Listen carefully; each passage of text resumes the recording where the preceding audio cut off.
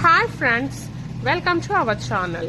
మనం ఇప్పుడు పేడ పురుగు సవాల్ అనే ఒక చిన్న స్టోరీని చెప్పుకుందాము. అనగనగా ఒక చెట్టు నీడ క్రింద గల పేడ కుప్పలో ఒక పేడ పురుగు నివసిస్తూ ఉండేది. అది పేడ కుప్ప అంతా తిరుగుతూ దానిలో చిక్కుకున్న క్రిమి కీటకాలను తింటూ జీవిస్తూ ఉండేది. ఒకరోజు ఒక ఏనుగు ఆ దారి గుండా వెళ్తున్నది. అది చాలా ఆకలితో ఉన్నది. అందుకని ఏనుగు చెట్టులోని కొన్ని కొమ్మలను విరచసాగింది.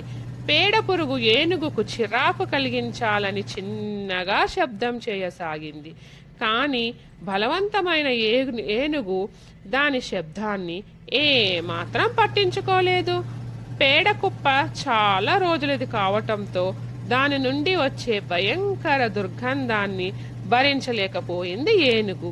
ఏనుగు అక్కడి నుండి వెళ్ళిపోతూ ఉండగా పేడ పురుగు దాని దగ్గరకు ఎగురుతూ వచ్చి, ఓయ్ ఏనుగు, నీవు నేను చేస్తున్న శబ్దాన్ని విని భయపడుతున్నావు కదా, అందుకే ఇక్కడి నుండి వెళ్ళిపోతున్నావు అంతేనా? చూసావా నేను నిన్ను నిజంగా ఎలా భయపెట్టానో అని అన్నది. ఆ మాటలకు ఏనుగు నిజంగానే అడవి జంతువులా మారిపోయింది. ఒక్కసారి తన తొండంతో గట్టిగా గాలి వదిలింది.